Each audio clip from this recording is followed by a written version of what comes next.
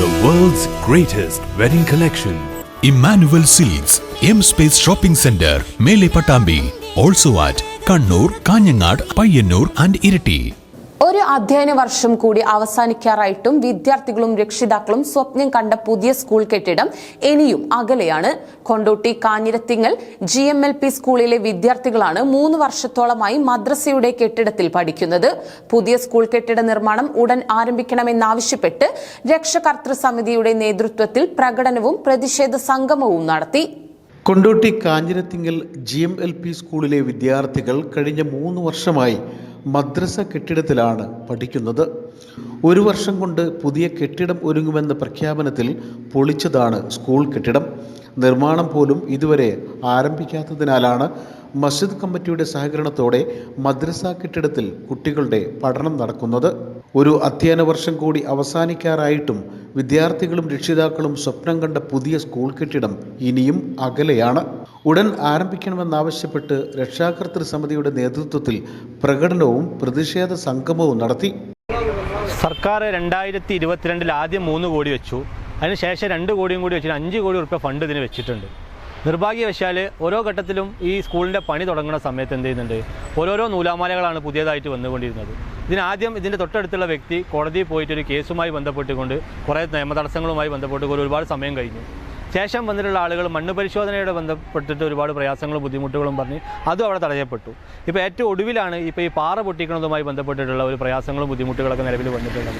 നമ്മൾ മനസ്സിലാക്കി പോകേണ്ട ഏറ്റവും സുപ്രധാനപ്പെട്ട കാര്യങ്ങൾ, ഇതേ കാലയളവിൽ തന്നെ കൊണ്ടോട്ടി മണ്ഡലത്തിൽ അല്ലെങ്കിൽ കൊണ്ടോട്ടി നഗരസഭക്കകത്തെ 3-4 സ്കൂളുകൾക്ക് സർക്കാർ ഫണ്ട് അനുവദിച്ചിട്ട് ആ ഫണ്ടുകളൊക്കെ ഭംഗിയായി ഉപയോഗപ്പെടുത്തിക്കൊണ്ട് 3, 4, 5 കെട്ടിടങ്ങൾ നിർമ്മിച്ച സ്കൂളുകളടക്കമുണ്ട്. നമ്മൾ ഈ സ്കൂളിനോട് മാത്രം കഴിഞ്ഞ 3 വർഷത്തോളമായിട്ട് വലിയ രീതിയിലുള്ള ഒരു വിവേചനമാണ് നമുക്ക് കാണാൻ വേണ്ടി.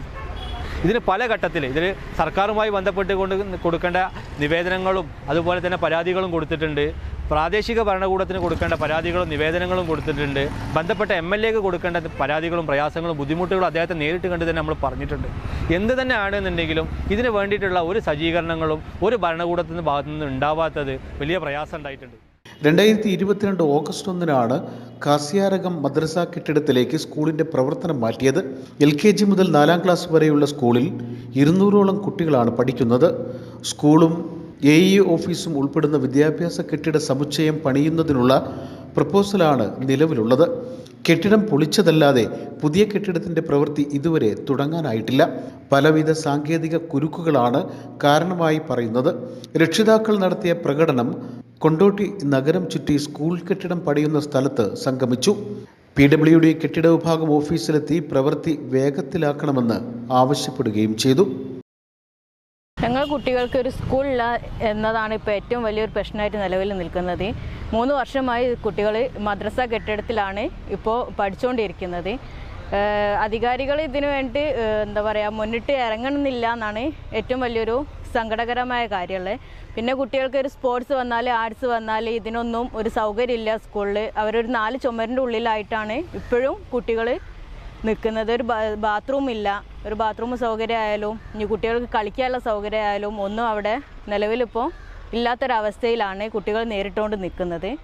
PTA president T Sivadasan, SMC chairman Sajid മഠത്തിൽ തുടങ്ങിയവർ പ്രതിഷേധത്തിന് നേതൃത്വം നൽകി. News bureau, Kondotty.